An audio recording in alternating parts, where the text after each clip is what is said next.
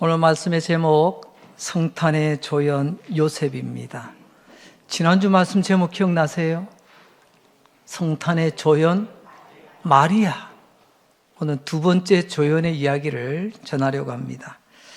지난주에는 이 성탄의 위대한 드라마에 쓰여진 아름다운 조연 마리아에 대한 말씀을 전하였습니다. 마리아는 말합니다. 말씀대로 이루어지길 바랍니다. 우리는 이 마리아의 말씀 속에서 마리아의 깊이 있는 믿음을 보았습니다. 또 마리아가 말하죠. 나는 주님의 여종입니다. 뜻대로 하옵소서. 참 깊이 있는 겸손을 우리는 보게 되었습니다. 그리고 마리아의 마지막 모습은 예수님의 십자가 아래까지 따라갔습니다. 제자의 모습이죠.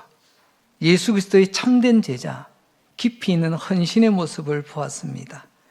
여러분, 오늘은 성탄의 아름다운 남자 주연 요셉에 대해서 말씀을 드리려고 합니다. 요셉은 마리아보다 더 절제된 조연의 역할을 감당합니다. 성탄의 구원의 드라마라고 표현해 보았습니다. 드라마는 주인공이 있습니다. 주연, 또 주인공을 돋보이게 하는 조연이 있습니다. 이 드라마, 성탄 구원의 드라마의 주인공은 단연코 예수님이시죠. 그런데 이 드라마에도 조연들이 등장하는데 여러분, 조연이라고 다 똑같은 게 아니더라고요. 조연에도 급이 나눠집니다. 조연 1, 조연 2. 어쩌면 지난 시간 마리아는요, 조연 중에서도 주연급 조연입니다. 단연코. 마리아 없이 어떻게 성탄 이야기가 이루어질 수 있겠습니까? 조연, 절대로 선을 안 넘습니다. 절대로 주인공을 가리지 않습니다. 주인공을 드러내주고 절대로 작품을 망치지 않습니다. 작품이 성공하기 위해서, 작품이 아름답게 꽃피기 위해서 조연은 자신을 최대한 절제하며 나아갑니다. 오늘 이 요셉, 바로 그런 절제의 믿음을 우리에게 보여줍니다. 요셉이 아름다운 조연이라면 가장 큰 특징이 뭘까? 한마디로 말하면요, 내려놓음입니다. 자기 절제를 쉽게 더 말하면 내려놓음. 요셉은 삶 속에 우리가 알 수 있는 요셉은요, 내려놓은 것밖에 없어요. 자기를 내려놓음으로 주연을 높이고 이 멋진 드라마 작품을 살려냅니다. 이게 조연의 미덕이라고 말할 수가 있겠죠. 그런 의미에서 요셉 또한 명품 조연이라고 불러도 틀린 말은 아닌 것 같습니다. 자, 그러면 첫 번째로 요셉은 무엇을 내려놓았습니까? 요셉은 성탄 소식을 들을 권리를 내려놓았습니다. 2000년 전 유대 사회에서 중요한 소식은요, 아무나 듣는 게 아니에요. 특별히 가정에서는요, 가장 남편이 먼저 듣는 게 일반적인 모습입니다. 그런 의미에서 요셉은 성탄 소식을 들을 권리를 내려놓았습니다. 성탄 소식은 하나님께서 우리를 구원하시고 온 세상을 구원하시기 위한 복음의 소식 아니겠습니까? 이 기쁜 소식, 온 세상이 듣고 환호해야 될 이 소식을 여러분, 하나님께서 이 성탄의 기쁜 소식을 남편 요셉이 아닌 마리아에게 먼저 소식을 전합니다. 누가복음 1장 28절입니다. 그에게 들어가 이르되, 천사 가브리엘입니다. 천사가 마리아에게 들어가 이르되, 은혜를 받은 자여 평안할지어다. 누가 은혜 받죠? 마리아가 은혜를 받아요. 주께서 너와 함께 하시도다. 요셉이 먼저 은혜 받지 않았습니다. 마리아가 먼저 은혜를 받아요. 성탄의 소식을 전합니다. 에이, 목사님, 남편 요셉이 잠시 화장실에 가든지 급한 일 좀 자리 좀 비켰겠지요. 물론 우리가 그렇게 동화적인 상상을 가지고 억지로 한번 이해를 해볼 수도 있을 것 같습니다. 하지만 어찌됐든지 천사 가브리엘은 요셉 없이, 이게 핵심입니다. 천사 가브리엘은 정혼한 남편 요셉 없이 마리아 혼자 있을 때 마리아에게 이 귀한 소식, 복된 소식, 성탄 소식을 전합니다. 정혼한 남편이 있는데도 말입니다.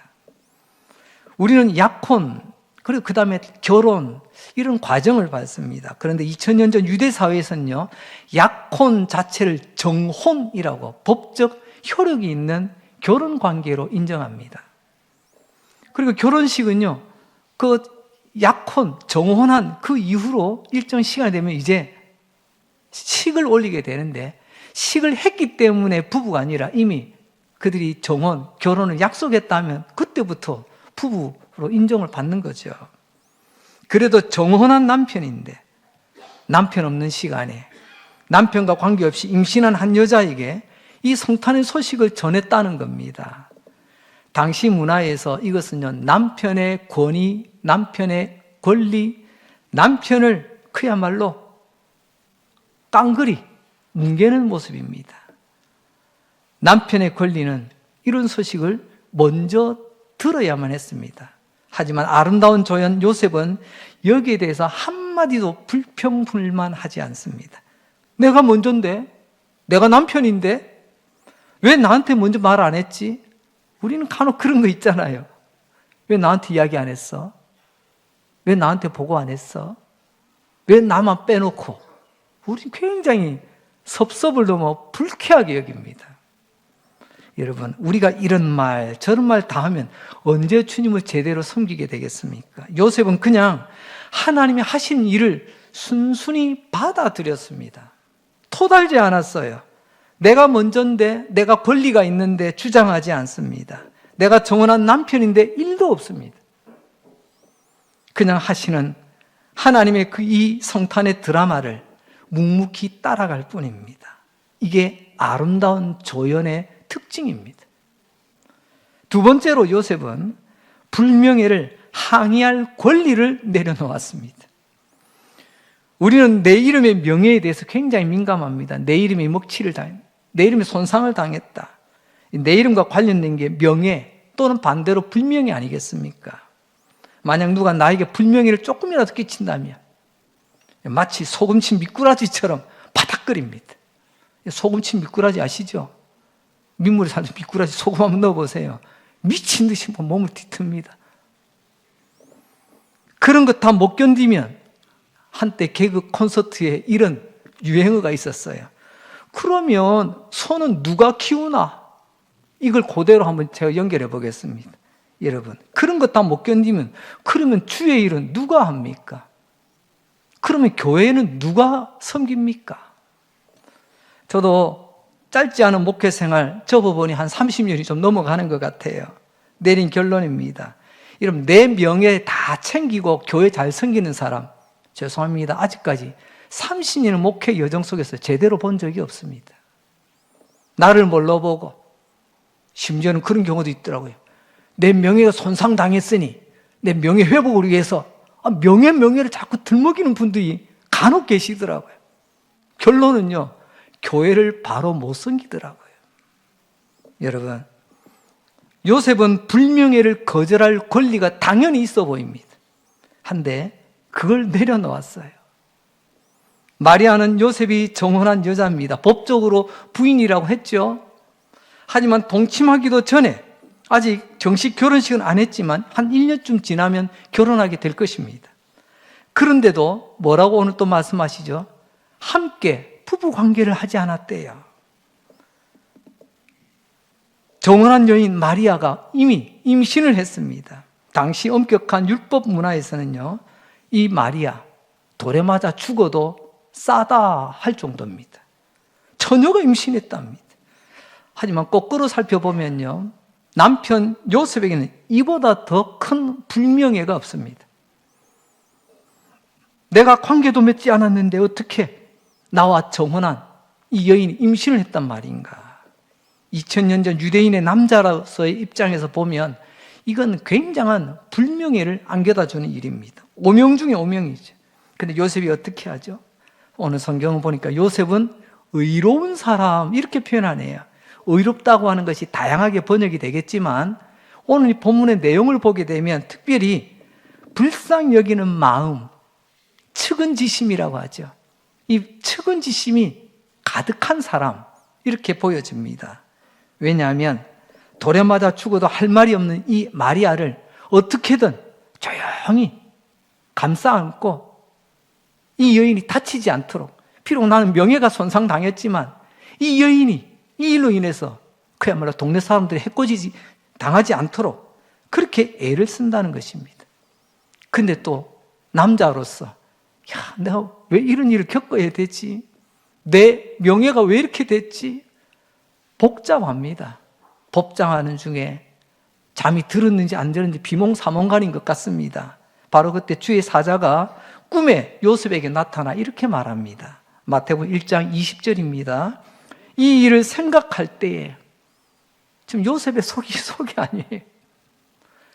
그런데 잠시 잠이 들었던 것 같습니다. 주의 사자가 현몽하여 꿈에 나타나 이르되 다윗의 자손 요셉아 내 아내 마리아 데려오기를 무서워하지 말라. 이 말은 뭡니까? 아무리 의로운 사람 마리아를 불쌍히 여기지만 선뜻 그 처녀를 우리 집으로 데려오는 것이 내 마음에 쉽지가 않더라는 겁니다. 그때 천사가 말하기를 마리아 데려오기를 무서워하지 마라. 그에게 잉태된 자는 성령으로 된 것이라. 천사는 두 가지를 말합니다. 요셉아, 마리아의 임신은 남자와의 관계로 된 것이 아니라 성령께서 잉태케 하신 거야. 하나님이 임신케 하셨다는 말씀입니다. 그래서 이 세상을 구원하시려고, 이 세상의 모든 죄인을 살리시려고 마리아를 통해 구세주를 보내시겠다라는 거죠. 두 번째로는요, 요셉아 마리아를 데리고 와서 한 집에 같이 사는 거 무서워하지 마.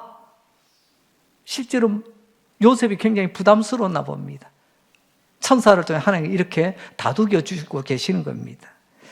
생각해 봅시다. 요셉이 왜 마리아 데려온 것을 무서워했을까요? 아마 두 가지 정도 이유가 합리적일 것 같습니다. 첫째는 앞에 말씀드린 것처럼 마리아가 우리 동네 와서 동네 사람들에게 유대 율법 문화지 않습니까? 해코지 당할까 봐 누가 돌멩이를 쳐서 이 처녀가 임신했네? 돌 던져도 아무도 하소연 못 하거든요. 두 번째는 요셉이 아무리 생각해봐도 나와는 상관이 없이 아니 이 여자가 임신을 했네. 이걸 내가 감당할 수 있을까? 남자로서 말입니다. 이것은 인간의 원초적인 두려움이라고 말할 수 있습니다. 천사가 말합니다. 그 마리아 데려오는 것을 무서워하지 마. 요셉아, 너의 불명예를 두려워하지 마. 그런 말 아닐까요? 우리의 불명예, 우리의 명예에 초점을 맞추면 주님의 일 못합니다. 나를 뭘로 보고? 내가 누군데? 그러니까 이 말은 요셉아, 너의 불명예를 두려워하지 마라. 요셉의 입장에서 참 가혹한 말입니다.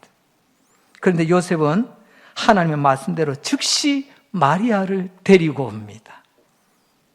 여러분들에게 강조하는 신앙 공식 중에 하나가 이거 있죠.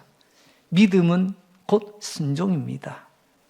믿음과 순종은 네 가지 공통점이 있습니다. 첫째, 즉시 반응하는 게 믿음이요. 그게 순종이고요. 기쁘게 반응하는 것이 믿음이고 순종이고요. 그리고 온전히 반응하는 것이 믿음이고 순종이고요. 마지막은 뭐죠? 끝까지 반응하는 것. 우리 한번 따라서 봅시다. 즉시, 기쁘게, 온전히, 끝까지. 그럼 이게 믿음과 순종이 아니면 뭐가 믿음이고 뭐가 순종이죠?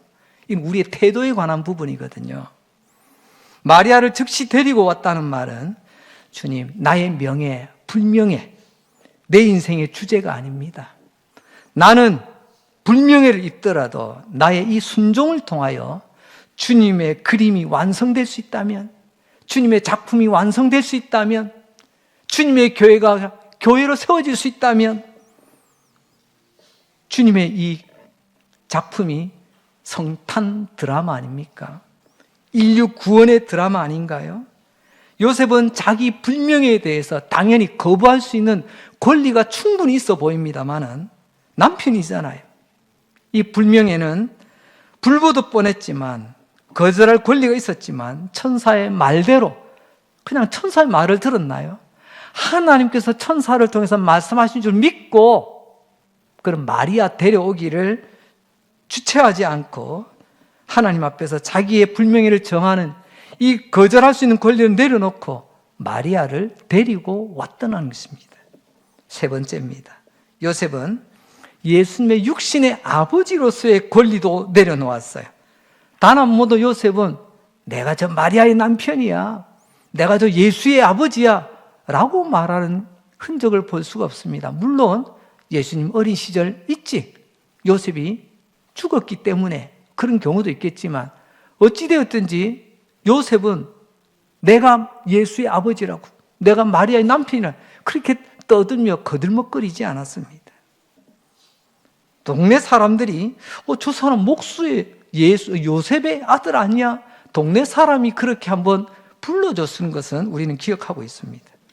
아무튼 요셉은 예수님의 육신의 아버지임에도 불구하고 결코 당신의 아버지로서의 그 모습을 드러내지 않았습니다.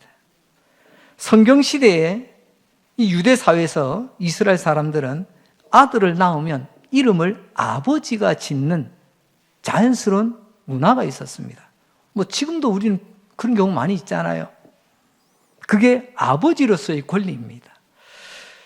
그런데 말입니다, 마리아에게서 한 아기가 태어납니다. 성경에 보니까 그 이름을 예수라 하라, 이미 이름을 가지고 나옵니다.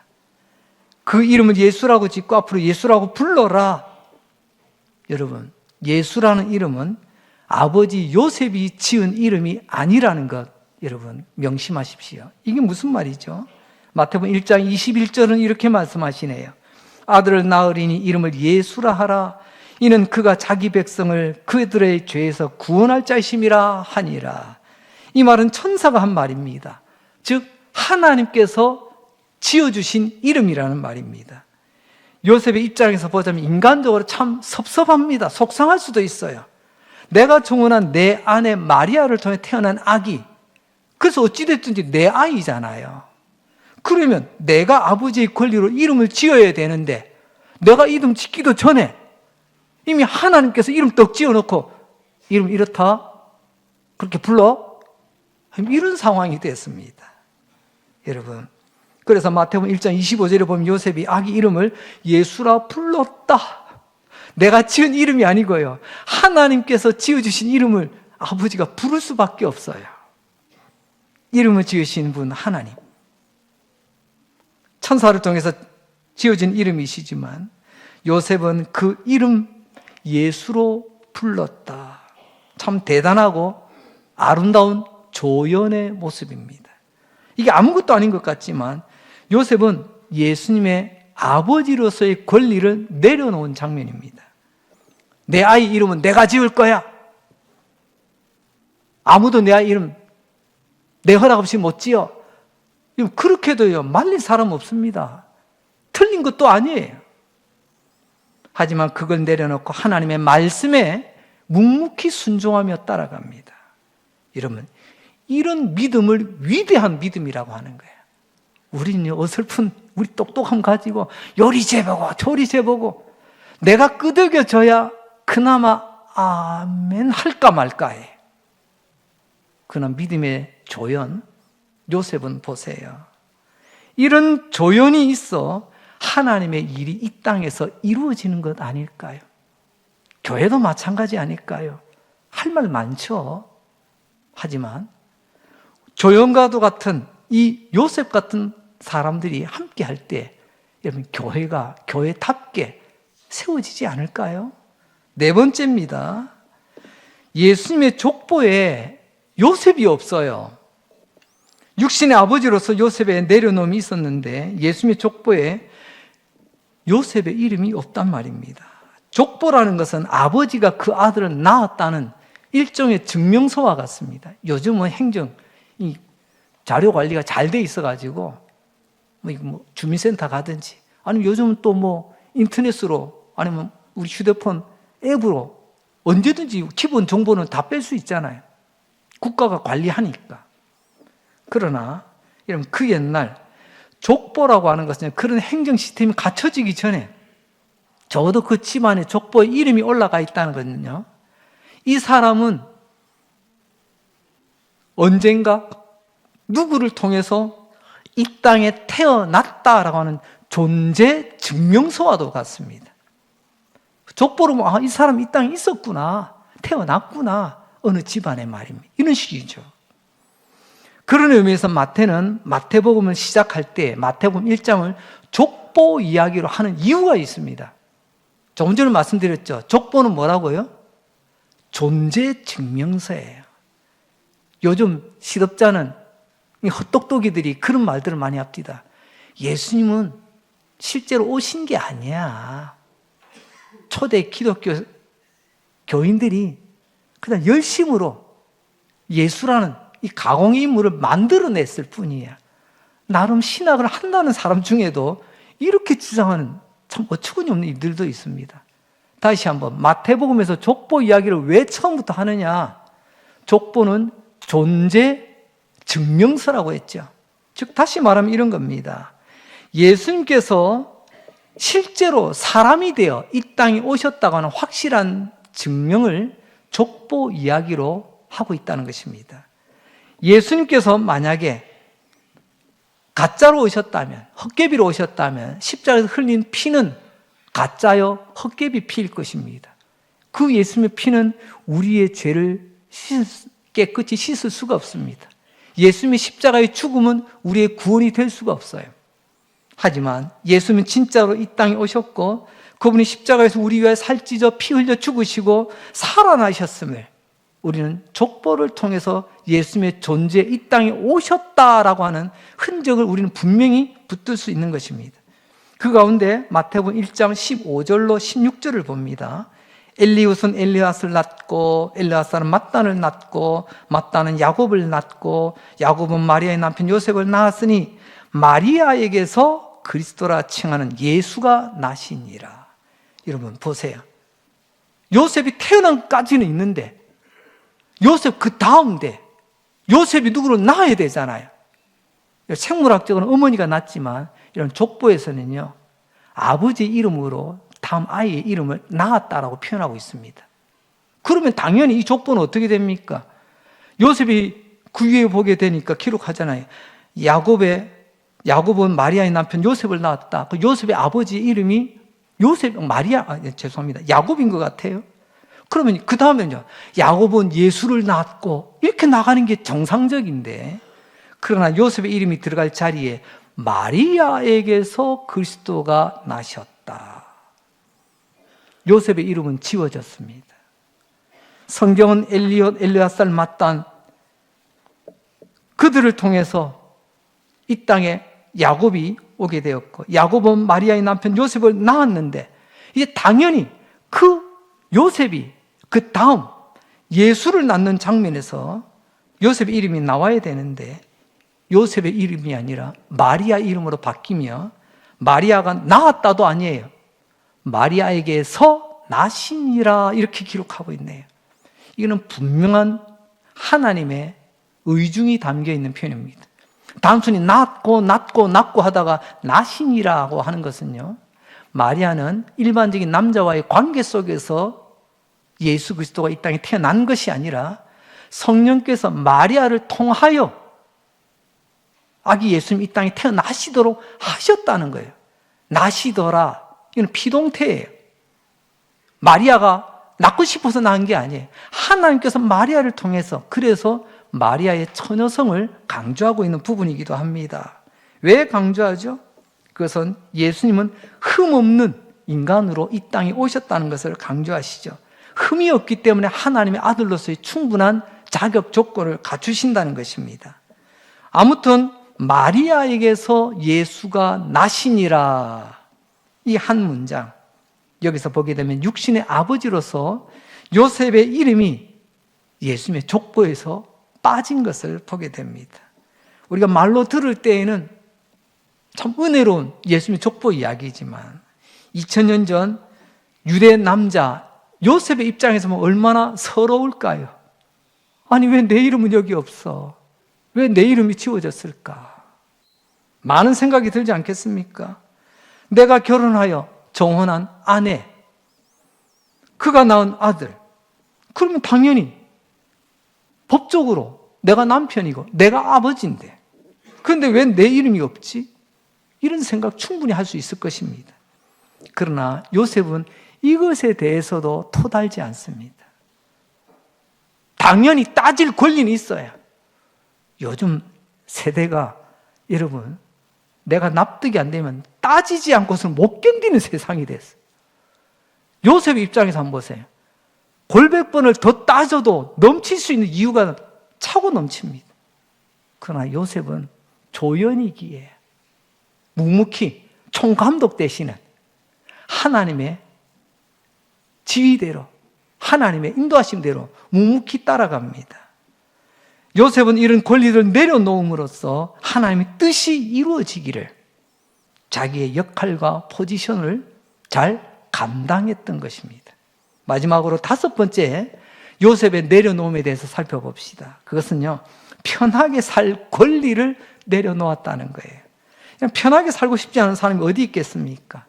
여러분, 편한 것과 평안한 것은 전혀 다른 겁니다. 발음이 비슷하다고 내 신앙생활하면 참 편안해지겠지, 이런 꿈 깨시기 바랍니다. 하나님 우리에게 평안을 주셨지, 이런 몸과 마음에 편안한 것, 이걸 원치 않으셨어요. 근데 우리는 자꾸만 깜빡깜빡 하더라고요. 그래서 반대로요, 편함의 반대이 불편함 아닙니까? 신앙생활 할 때 나의 평안보다도 내 몸과 내 삶과 내가 익숙한 것에 뭔가 조금 어긋나면요, 불편을 견디지 못하시더라고요. 오늘 요셉을 보세요. 말씀대로 예수님을 잉태한 마리아를 데리고 옵니다. 솔직히 말하면 안 데리고 오는 게 심간 편합니다. 앞으로 문제거리도 없고요. 근데 이때부터 고생을 작정한 겁니다. 마리아를 내치는 게 제일 속편한데 마리아를 데려옵니다. 그 순간부터 고생이 이제 펼쳐지게 되겠지요. 한마디로 말하면 편하게 살 내 권리마저도 내려놓았다는 겁니다. 불편을 감수했다는 거죠. 그리고 더 충격적인 내용은 마태복음 1장 25절을 보세요. 아들을 낳기까지 동침하지 아니하더니 낳음에 이름을 예수라 하니라. 요셉은 마리아와 동침할 남편으로서의 당연한 권리가 있었어요. 하지만 아기 예수님을 낳을 때까지 동침하지 않았다. 내가 남자로서, 아니 남편으로서의 권리도 주장하지 않았어요. 요셉은 자기의 행복 추구권을 주장하지 않았어요. 이것까지도 내려놓았습니다. 예전에 저도 이 말씀 읽을 때 그냥 그런 줄 알았습니다. 근데 말씀을 주면서 한 번 더 깊이 생각해 보니까 입이 떡 벌어지더라고요. 요셉은 이런 권리도 다 포기했구나. 내 편하자고 행복을 추구하던 권리를 다 내려놓고 하나님의 위대한 성탄 드라마 성공을 위해서, 인류 구원의 드라마 성공을 위해서 헌신하는 한 남자의 모습을 보게 된 것입니다. 또 요셉은 편하게 살 권리를 내려놓는 또 하나의 멋진 장면이 보이는데요. 예수님은 유대 땅 베들레헴에서 태어납니다. 그때 저 동쪽 지방에서, 동방이라고 하죠, 동쪽 지방에서 박사 몇 명이 옵니다. 그들이 와서 조용하던 유대 땅을 완전히 들쑤셔 놓습니다. 아니, 헤롯 궁전을 들쑤셔 놓습니다. 와서 뜬금없이 한다는 말이, 이곳에 왕이 태어났다면서요? 거기 어디죠? 지금 헤롯 왕이, 이게 무슨 소린가 했어요. 어디서 쿠데타 일어났나 했을지도 몰라요. 내가 왕인데, 아니 왕이 나다니, 이건 말도 안 되는 소리.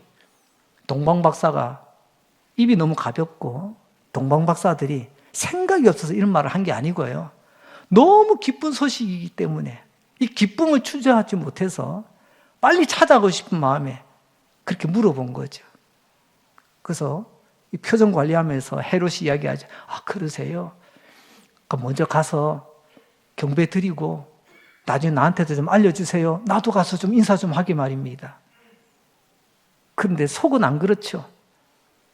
여러분, 헤롯이라는 이름 앞에 성경에 보면 분봉왕이라는 호칭이 붙는 것 혹시 기억나십니까? 일반적으로 왕은요, 혈통을 이어갑니다. 특별한 경우가 아니면. 그래서 정통성을 이어받아요. 나이가 많든지 적든지. 그런데 헤롯은요, 혈통의 정통성이 없어요. 근데 왕이라고 부릅니다. 근데 왜 분봉왕이라고 하느냐? 분봉이란 따로 세운 왕. 우리로 치면요, 당시 로마 제국시대 아닙니까? 로마 황제 앞에 가서 사바 귀족들 앞에, 무슨 말씀인지 알겠죠? 그러면서 왕이라는 이 역할을 돈 주고 사온 거예요. 그래서 로마의 눈치를 볼 수밖에 없죠. 그래서 이름 앞에 분봉왕이라는 이름을 붙이기도 합니다. 이 헤롯, 나는 돈 주고 샀는데 아니 왕이 났다고? 그러니 헤롯이 가만히 있을 수가 있나요?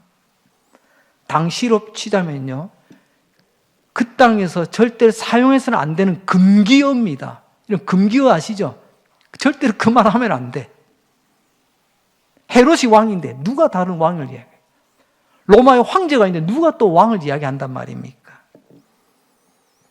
그러자 이 여우 같은 헤롯 왕, 동방 박사들이 왕이 났다는 소식을 듣고 전전긍긍해합니다. 그리고 이제 먼저 보내놓고 기다렸는데 안 와. 왜 안 오죠? 천사들이 동방 박사들에게 귀뜸을 해주잖아요. 돌아갈 때 헤롯에게 들리지 말고 저리 다른 길로 가라고. 시간이 지난데 아이고 내가 당했네. 당하기는 뭘 당해요? 헤롯 왕이 자기 도끼에 자기 발등 찍힌 거죠. 부랴부랴 이대로 놔둬서는 안 되겠다 싶어서 그때로 기점해서 2살 이하의 어린아이 유아 학살령을 내리게 됩니다. 왜요? 내 왕위가 위협받을까 봐. 이런 끔찍한 일이 성경에 기록이 되어 있습니다. 그러자 이 일이 시작되자 그날 밤에 천사가 급히 요셉의 꿈에 나타나서 이렇게 말합니다. 요셉아, 아기 예수와 마리아를 데리고 애굽으로 피난가 있어라. 그러자 마태복음 2장 14절 15절 요셉의 반응이 나옵니다. 요셉이 일어나서 자다가 이런 화장실 가려고 일어난 거 아니에요. 잠이 안 와서 일어난 게 아닙니다. 천사가 급히 그를 흔들어 깨운 거죠. 요셉이나 밤에 아기와 그 어머니를 데리고 애굽으로 떠나가 헤롯이 죽기까지 거기 있었다. 여기서도 보십시오. 요셉의 입장에서 보면 참 섭섭하기 그지없을 것 같습니다. 예전에 저희 동생들이 저희 할머니 굉장히 안 좋아했어요. 이유는 뭐 잘 아실 겁니다. 저희 할머니에게는요, 우리 집에는 사람은 2사람밖에 없는 줄 알아요. 저희 아버지와 외동아들 저밖에 없는 줄 알아요. 엄마도 여동생 3명도 사람 취급을 안 해줘요. 아랫목에 밥도요, 아버지 밥, 그리고 또 손주 밥은 있는데 엄마 밥, 여동생 밥은 절대 넣어놓는 법이 없었어요. 그러니까 우리 여동생이 얼마나 마음이 속상했겠어요. 아니, 갇힌 여자면서 이게 뭐냐고 투덜투덜. 저는 요셉의 모습을 한번 돌아가 봅니다. 하나님 해도 너무하시네. 하나님 눈에는 예수님밖에 없죠. 하나님 눈에 마리아밖에 안 보이죠. 나는 뭐 어디 꺼놓는 빗자루입니까? 하나님의 주된 관심이 나에게는 전혀 없는 것처럼 느껴질 수도 있습니다. 요셉아, 빨리 이 아기 예수와 마리아 데리고 애국으로 피신해라. 나 위해서 한 거 아니에요. 마리아와 예수 때문에 하필 얼마나 속상할까요? 하지만 요셉은 그 밤중에, 내일 새벽도 아닙니다. 그 밤중에 아기 예수와 마리아를 데리고 이게 조연 역할에 충실했다는 겁니다. 내게 맡겨진 사명에 최선을 다하는 거죠. 여러분, 한 몇 주 전에 우리 태국 단기 선교를 위해서 몇몇 분과 함께 다녀온 적이 있습니다.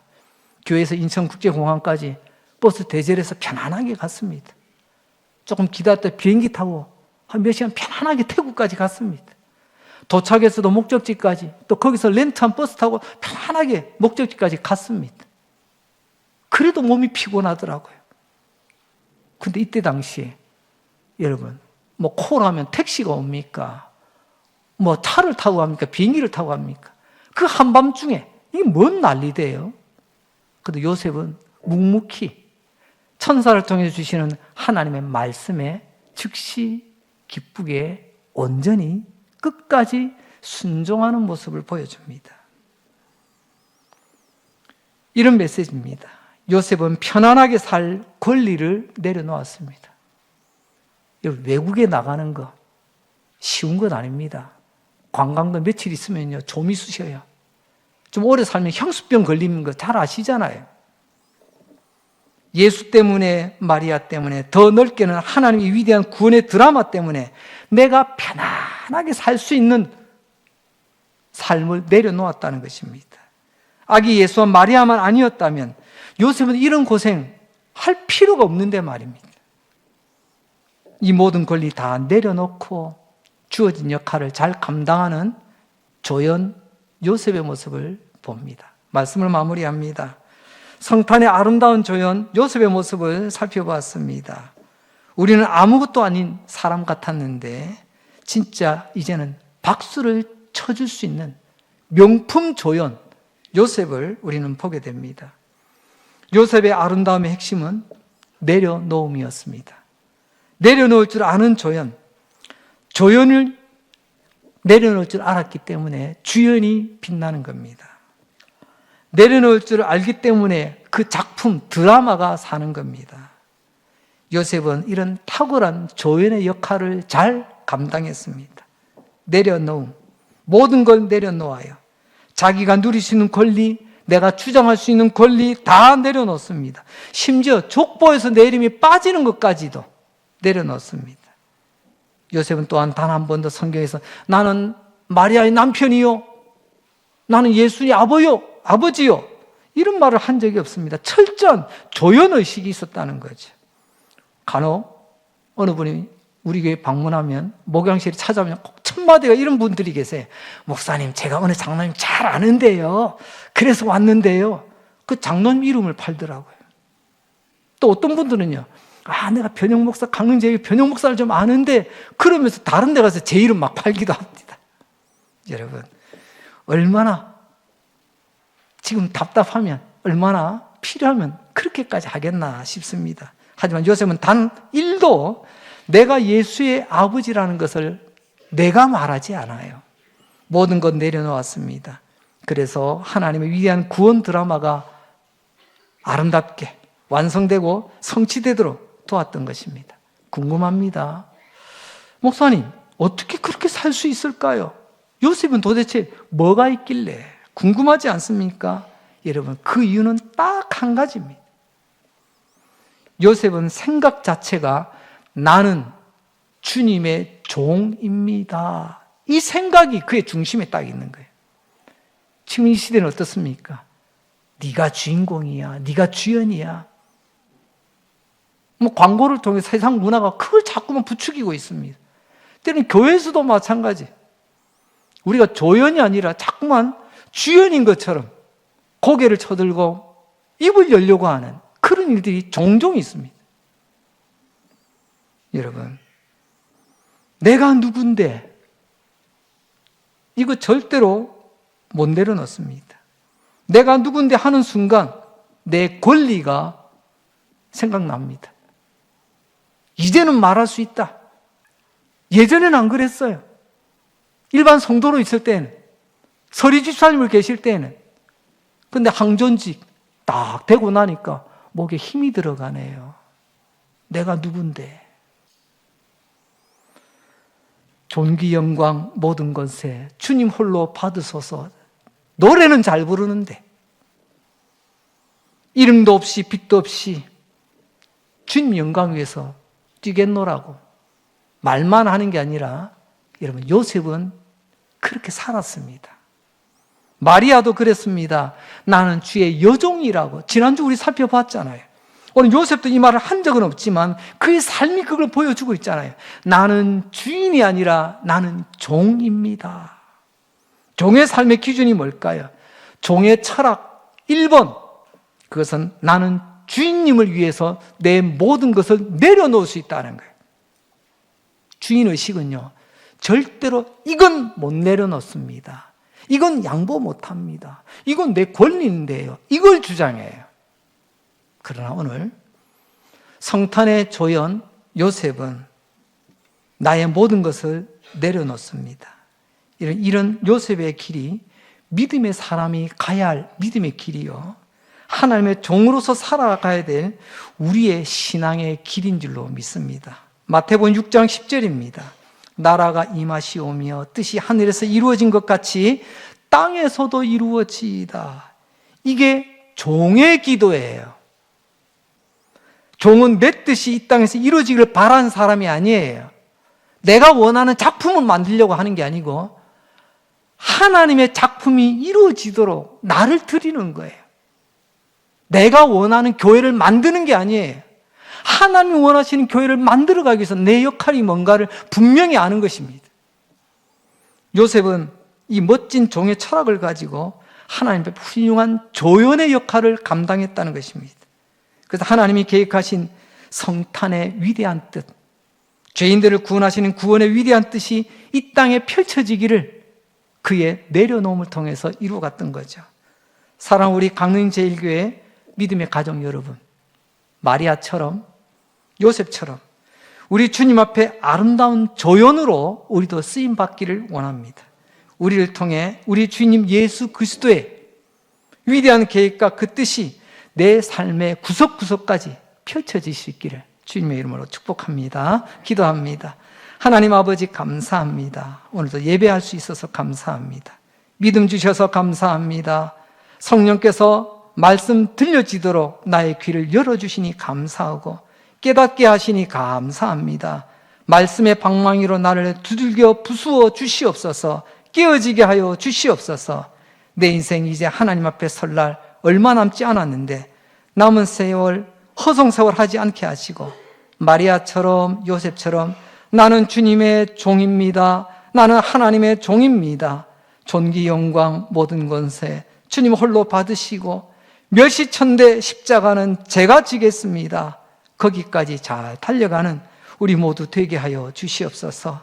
달려갈 수 있는 힘, 건강 주시고 물질도 주시고 아름다운 것들도 더하여 주셔서 우리 강릉제교회 성도들을 통해 뜻이 하늘에서 이루어진 것처럼 이 땅에서도 펼쳐지기를 원하옵고 예수님 거룩하신 이름으로 기도합니다. 아멘.